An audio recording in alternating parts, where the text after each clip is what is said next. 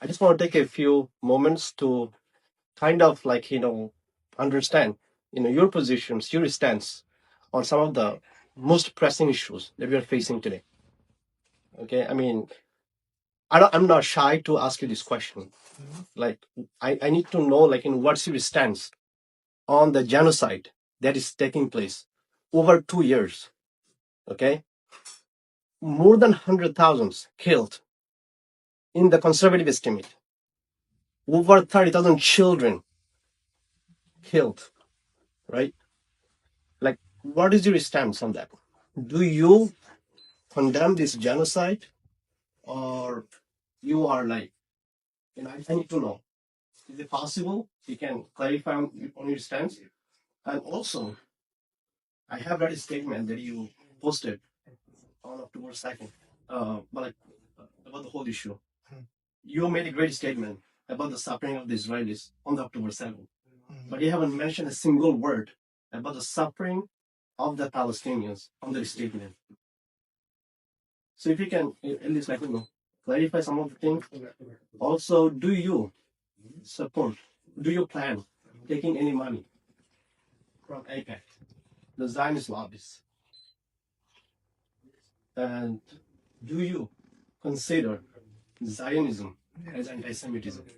Speaking out against Zionism as anti-Semitism. So if you can just clarify issues on some of these. I'm sorry, I don't mean to be harsh, but these are the issues that are affecting the youth.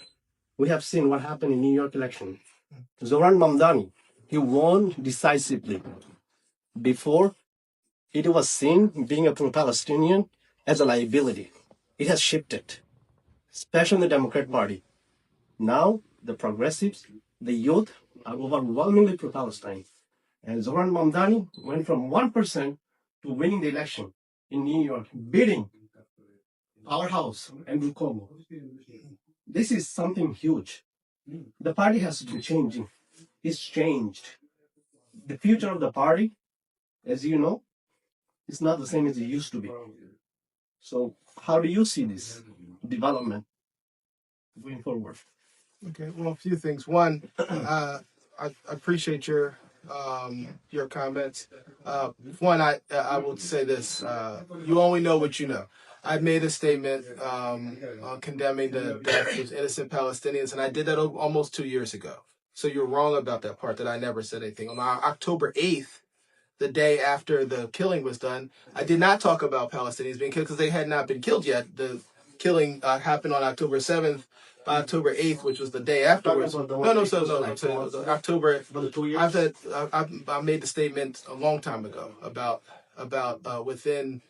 before the end of within the first 60 days of the bombings. I made a statement about both sides and talking about what happened with Palestinians. So I've made several statements, and I did talk about it. On the anniversary of October 7th, no, I did not. On the anniversary of October 7th, I talked about the killing that happened on October 7th, but I've had several statements that did talk about the fact that we did not need, that the way Israel was progressing in the war was not consistent with international law, that there have been too many people killed. I talked about the need for Palestine to be rebuilt.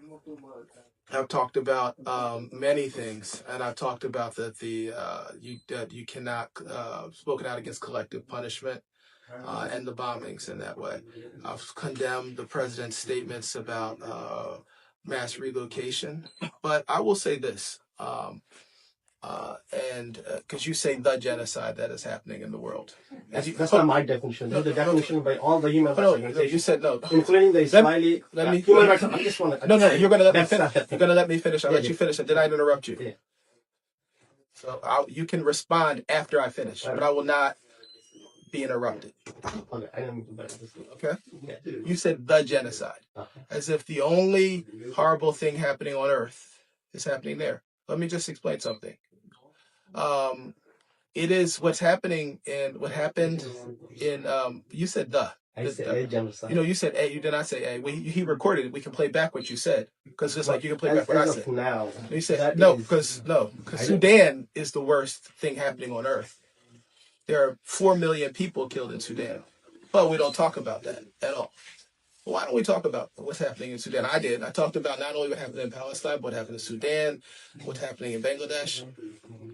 The American media has chosen to focus exclusively on what's happening there. 4.5 million people killed in Sudan. It is the worst thing happening on earth, but there's no one talking about it. It is the worst thing happening on earth. But the American media is not talking about it because there are primarily African Black people dying in Sudan. So yes, I will speak out against oppression and killing wherever it happens. And I have spoken out, and I've got written statements that you can Google or find out, and they've got time-stamped and dates and dated and all of that about all of this.